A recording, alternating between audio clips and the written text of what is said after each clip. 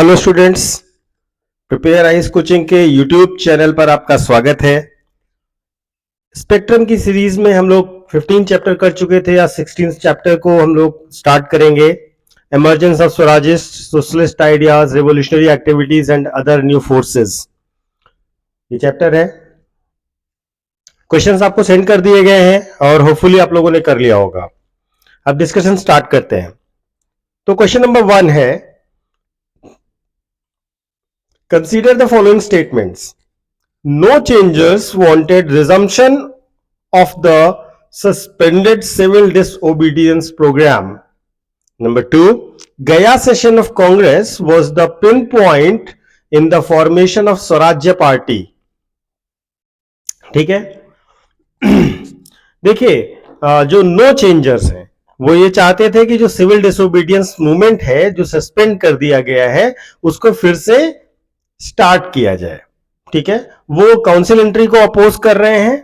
ठीक है, constructive work पर फोकस करने की बात कर रहे हैं, बायकॉट और नॉन कोऑपरेशन को फिर से कंटिन्यू रखने की ही बात कर रहे हैं। ठीक है, तो इसलिए वो सिविल डिसोबीडियंस मूवमेंट जो था उसको रिज्यूम करने की बात करेंगे। तो पहला स्टेटमेंट आपका सही है। दूसरा स्टेटमेंट, द गया session of Congress was the pinpoint for the formation of स्वराज्य पार्टी। कांग्रेस के गया सेशन से आपके स्वराज्य पार्टी की नींव पड़ती है, वहीं से इसका पिन पॉइंट होता है। ठीक है, तो देखिए, जो काउंसिल एंट्री है, काउंसिल एंट्री करने वाले लोग हैं, ये कल के लेक्चर में भी हमने आपको बताया था, वो स्वराजिस्ट कहला रहे हैं। जो दूसरा ग्रुप है जिसको हम नो चेंजर्स कह रहे हैं, उसमें मेजरली आएंगे आपके सी राजगोपालाचारी, वल्लभ भाई पटेल, राजेंद्र प्रसाद, एम.ए. अंसारी। ठीक है, ये सारे लोग नो चेंजर्स वाले ग्रुप में आएंगे। ठीक है, और ये जो काउंसिल एंट्री को लेकर विवाद हो रहा है, ये एक तरीके से दो विचारधाराएं चल रही है। एक स्वराजिस्ट है और दूसरा काउंसिल एंट्री है। एक स्वराजिस्ट है, दूसरे नो चेंजर्स है। ठीक है, तो गया सेशन जो 1922 का हुआ कांग्रेस का, उस सेशन में स्वराजिस्ट ने प्रपोजल पास करवाया था एंडिंग और मेंडिंग का, जो हम लोगों ने कल भी चर्चा की थी। ठीक है, तो ये 1922 का जो सेशन है, यहां से ही नींव पड़ जाती है स्वराज पार्टी की। ठीक है, तो यहां से पूरे तरीके से फोकस आ जाता है इस पर। तो इसमें दोनों स्टेटमेंट सही हैं, आप इसमें सी लगा सकते हैं। क्वेश्चन नंबर 2 पर आते हैं। Which of the following reasons Swarajist advocated in favour of their entry in the legislative council. जो स्वराजिस्ट हैं वो लेजिस्लेटिव काउंसिल में प्रवेश के लिए क्या रीजंस दे रहे हैं? Number 1, there was an intention to use the councils as organs for gradual transformation of colonial rule. यानी कि उनका विचार ये है, उनकी इंटेंशन ये है कि काउंसिल का प्रयोग कॉलोनियल रूल के ग्रेजुअल ट्रांसफॉर्मेशन के लिए की जाए, धीरे धीरे उसको ट्रांसफॉर्म करने के लिए की जाए। दूसरा, entry of nationalists would deter the government from stuffing the council with pro-government candidates. अगर नेशनलिस्ट काउंसिल में प्रवेश करेंगे तो जाहिर सी बात है, सरकार अपने पसंदीदा लोगों को उसमें जबरदस्ती भर के नहीं रख पाएगी। तो ये दो रीजंस दिए गए हैं और पूछा गया है विच वन इज करेक्ट। तो देखिए, जो पहला रीजन है, तो gradual transformation of colonial rule, नहीं, यहां पर gradual transformation of colonial rule का इनका ऑब्जेक्टिव नहीं था। ठीक है, वो केवल एक वैक्यूम को फुलफिल करना चाहते थे जहां पर पॉलिटिकल स्ट्रगल का हमें एक नया तरीका मिल जाए। ठीक है, तो ये पहला स्टेटमेंट सही नहीं माना जाएगा। दूसरा जो स्टेटमेंट है, ये इनका एक ऑब्जेक्टिव था कि जो प्रो गवर्नमेंट कैंडिडेट है, जो सरकार के समर्थक कैंडिडेट है, उनकी बजाय नेशनलिस्ट को एंट्री मिल जाए, तो वहां पर वो अपना विरोध एक नए तरीके से प्रकट कर सकते हैं। तो इसमें आपको केवल 2 लगाना है। क्वेश्चन नंबर 3 पर आते हैं। During November 1923 elections, Swarajist manifesto took a strong anti imperialist line. Consider the following statements the manifesto presents. 1923 के इलेक्शंस में जो स्वराजिस्ट थे, जो स्वराज पार्टी वाले लोग थे, उनके मैनिफेस्टो में, उनके घोषणा पत्र में एंटी इंपीरियलिस्ट बहुत बड़ी विचारधारा थी, मजबूत विचारधारा थी। उसी मैनिफेस्टो के बारे में क्वेश्चन है। तो पॉइंट नंबर 1 है, the Swarajist would present the nationalist demand of Purna Swaraj in the council. Swarajist जो है वो काउंसिल में यानी कि परिषद में पूर्ण स्वराज की मांग करेंगे, पूर्ण स्वराज की बात को स्ट्रांगली प्रेजेंट करेंगे। दूसरा, if this demand was rejected they would adopt a policy of uniform continuous and consistent obstruction with in the council. अगर उनकी डिमांड नहीं मानी गई तो वो काउंसिल में कामों को रोकेंगे लगातार और करने नहीं देंगे कोई भी काम। तो ये था इनका दूसरा स्टेटमेंट। देखिए जो स्वराजिस्ट मैनिफेस्टो है, ठीक है, वो एंटी इंपीरियलिस्ट लाइन लेता है, इसमें तो कोई डाउट नहीं है। इसके साथ साथ इसमें जो मेजर पॉइंट्स हैं तो उनके बारे में थोड़ा सा जान लीजिएगा। तो पहली बात तो ये है कि वो ये चाहते हैं कि सरकार किस तरीके से काम करे भारत के हित में, इसको लेकर के वे बनाना चाहते हैं।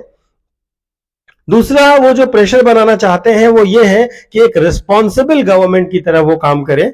रियल ऑब्जेक्टिव जो है वो एक्सप्लॉयटेशन ऑफ रिसोर्सेज ना हो करके इंडियंस को प्रायोरिटी देना हो, ठीक है ना, और वो सेल्फ गवर्नमेंट को काउंसिल में मांगेंगे। देखिए सेल्फ गवर्नमेंट की बात हो रही है, पूर्ण स्वराज की बात नहीं हो रही है, ये ध्यान रखिएगा। और अगर सेल्फ गवर्नमेंट की डिमांड नहीं मानी जाएगी तो वो कंसिस्टेंटली ऑब्स्ट्रक्शन करेंगे काउंसिल के कामों में। तो यहां पर अगर पूर्ण स्वराज की जगह, ये जो पूर्ण स्वराज है इस पॉइंट में, इस पूर्ण स्वराज की जगह सेल्फ गवर्नमेंट होता तो ये ज्यादा सही होता, ठीक है। तो इसलिए ये वाला स्टेटमेंट सही नहीं है, लेकिन ये स्टेटमेंट सही है, तो आप केवल बी लगाइए। नेक्स्ट क्वेश्चन है question number 4, the aim of public safety bill 1928 whose defeat in the council was main achievement of Swarajist. जो पब्लिक सेफ्टी बिल था 1928 का, उसका उद्देश्य क्या था जिसको स्वराजिस्ट ने गिरा दिया था इस बिल को, ठीक है। तो to stop revolutionary activity in Bengal, ये हो ही नहीं सकता। The allow Indian magistrate to try British topics, no. To safeguard telephone and telegraph lines from being destroyed by revolutionaries, no. Deport the foreign suspects of propagating socialist and communist ideas. जो public safety bill है, ठीक है, उसमें उसका उद्देश्य यह था कि सरकार जो अनडिजायरेबल और ऐसे लोग हैं जो विदेशी हैं और भारत में आकर के कम्युनिस्ट आइडियाज फैला रहे हैं, सोशलिस्ट आइडियाज को प्रोपोगेट कर रहे हैं, उनको भारत से डिपोर्ट कर दिया जाए। तो इसको जो है ये एम था पब्लिक सेफ्टी बिल का, जिस बिल को पास नहीं होने दिया स्वराजिस्ट ने।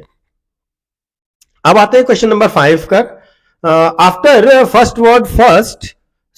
World war first for some time there was decrease in the revolutionary activities.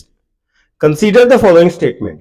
प्रथम विश्व युद्ध के बाद जो रिवोल्यूशनरी गतिविधियां थी उसमें कमी आई, उसके संबंध में निम्न कथनों पर विचार कीजिए। Number 1, under the persuasion of Gandhi and C.R. Das, many revolutionary groups suspended their non-violent activities. ठीक है, दो रिवोल्यूशनरीज से गांधी जी और सीआर दास ने परसुएट किया और वो कहा कि नॉन वायलेंट एक्टिविटीज के। दूसरा, Defence of India Regulation Act was enacted to control the revolutionary activities.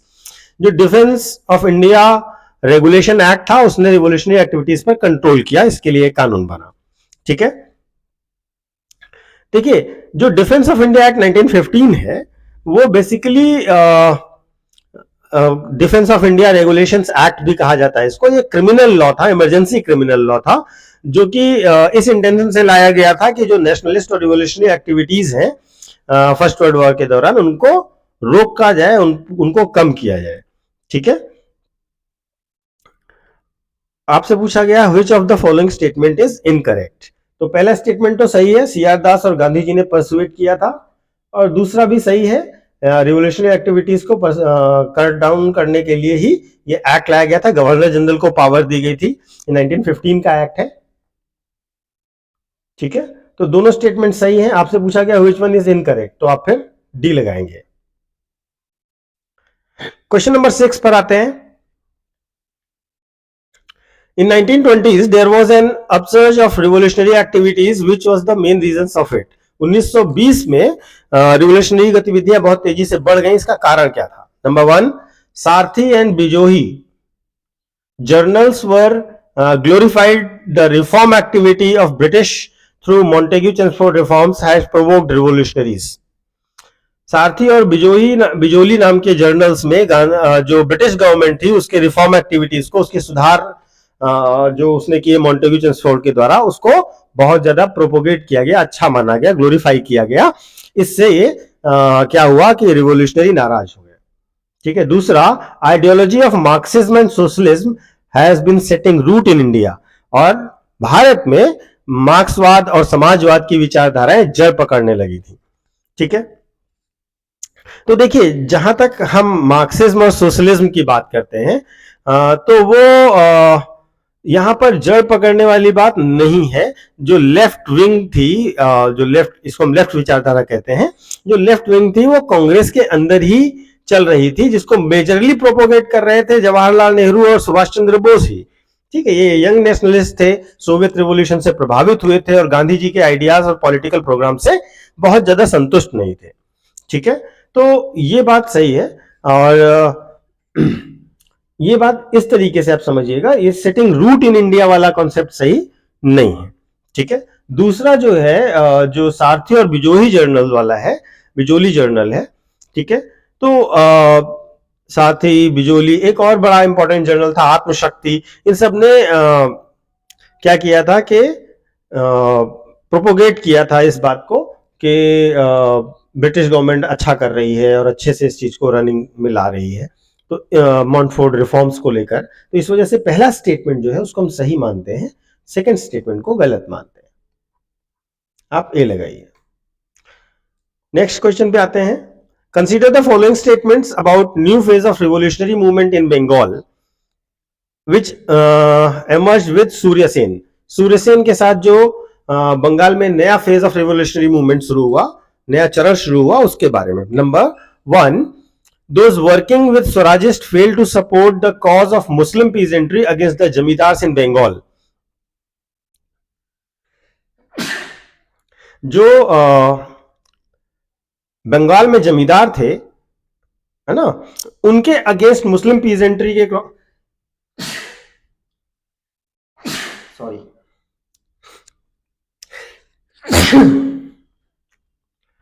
उनके अंतर्गत जो मुस्लिम पीजेंट्री के कॉज को सपोर्ट करने वाले स्वराजिस्ट नहीं थे। इस वजह से स्वराजिस्ट के द्वारा उनको सपोर्ट नहीं किया गया जो मुस्लिम पीजेंट्री थी। इस वजह से थोड़ी नाराजगी अदर तरह से बढ़ी। There was an emphasis on individual action rather than group action. यहां पर इंडिविजुअल एक्शन पर फोकस किया गया, ना कि ग्रुप एक्शन पर। ठीक है। तो बंगाल में जो नया फेज शुरू होता है सूर्यसेन के बाद, वहां पर ध्यान रखिएगा कि वहां पर large scale participation of young women होगी सूर्यसेन के अंदर में। ठीक है। वुमेन्स जो पार्टिसिपेट करेंगी वो खाली खुद पार्टिसिपेट ही नहीं करेंगी, वो जो है रिवोल्यूशनरीज को शेल्टर देंगी, मैसेजेस उनके फॉरवर्ड करेंगी और गन्स भी कैरी करेंगी। ठीक है। तो इससे क्या हुआ कि एक नया दौर शुरू हुआ। ठीक है। और इस नए दौर में जो रीजन था कि जो स्वराजिस्ट थे वो वास्तव में मुस्लिम पीजेंट्री के एड्रेस नहीं कर पा रहे थे, इससे इसको बहुत ज्यादा बल मिला। ठीक है। और ये इंडिविजुअल एक्शन को फोकस नहीं कर रहे हैं बल्कि ग्रुप एक्शन को फोकस कर रहे हैं, क्योंकि ये मान रहे हैं कि अगर बहुत ज्यादा बड़े पैमाने पर कुछ करना है तो ग्रुप एक्शन करना पड़ेगा। ठीक है। तो यहां पर जो सेकंड स्टेटमेंट है, इसमें जो हमने ग्रुप एक्शन लिखा है, ये बात गलत हो जाएगी, है ना। ये फोकस्ड ऑन ग्रुप एक्शन होना चाहिए। तो सेकंड स्टेटमेंट गलत है, फर्स्ट सही है, तो आप केवल ए लगाइए। ठीक है। अब आते हैं क्वेश्चन नंबर 8 पर। नेक्स्ट क्वेश्चन है, consider the following statements. The HRA's main organ revolutionary had proposed nationalisation of banking and heavy industries. जो HRA था उसका मेन जो ऑब्जेक्टिव था वो ये था कि नेशनलाइजेशन ऑफ बैंक और हैवी इंडस्ट्री किया जाना चाहिए। The HRA had also decided to start labor and peasant organizations and work for an organized and armed revolution। ठीक है। HRA ने यह भी निर्धारित किया, निश्चित किया कि लेबर और पीजेंट्स का ऑर्गेनाइजेशन किया जाना चाहिए उनको इकट्ठा किया जाना चाहिए और ऑर्गेनाइज्ड और आर्म्ड रिवॉल्यूशन होना चाहिए। Point number 3, trade dispute bill would declare all strikes as illegal and would term any strike as a mutiny against the administration। जो ट्रेड डिस्प्यूट बिल है उसने सभी तरीके की हड़ताल को इलीगल घोषित कर दिया और कहा कि अगर आप हड़ताल कर रहे हैं तो ये प्रशासन के विरुद्ध विद्रोह माना जाएगा। ठीक है, तो ये देखिए जो पहला पॉइंट है, HRA's main organisation revolutionary main organ revolution has proposed nationalism of banking and heavy industries. देखिए इन्होंने नेशनलाइजेशन की बात तो की थी, लेकिन जो नेशनलाइजेशन करना था वो बैंकिंग और हैवी इंडस्ट्रीज के लिए नहीं कहा था, इन्होंने रेलवेज के लिए कहा था। Railways and mode of transport जो भी थे उन सबको कहा था, उसके साथ साथ शिप बिल्डिंग वगैरह की बात करी थी। ठीक है, तो पहला स्टेटमेंट इसलिए सही नहीं है। दूसरा स्टेटमेंट सही है, ऑर्गेनाइज्ड और आर्म्ड रिवॉल्यूशन की बात करते हैं ये। और जो ट्रेड डिस्प्यूट बिल था वो बेसिकली इसीलिए बनाया गया था कि जो लोग भी स्ट्राइक पर जाना चाहते हैं, स्ट्राइक पर जाने की बात करते हैं, उन लोगों को एक तरीके से विद्रोही माना जाएगा। तो सेकंड और थर्ड स्टेटमेंट सही है, पहला स्टेटमेंट गलत है तो आप इसमें सी लगाइए। तो इस तरह से हमने आज जो क्वेश्चंस थे वो सारे कर लिए। कल जो हम लोग टॉपिक लेंगे वो Simon commission and the Nehru report है, चैप्टर नंबर 17 है मेरी बुक में, Simon commission and the Nehru report. ठीक है, इसी पर हम लोग कल चर्चा करेंगे। आप इसकी चैप्टर को पढ़ लीजिएगा और इसी चैप्टर को पढ़ करके आगे आप लोग तैयार रखिएगा। Thank you.